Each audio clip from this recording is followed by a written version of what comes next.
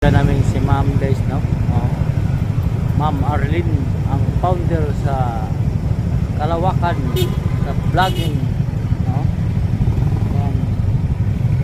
Driver natin guys si Busy Pagbolwa.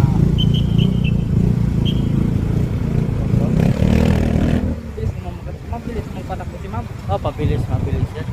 Saan na yan si Mami? Saan na yan? Yeah.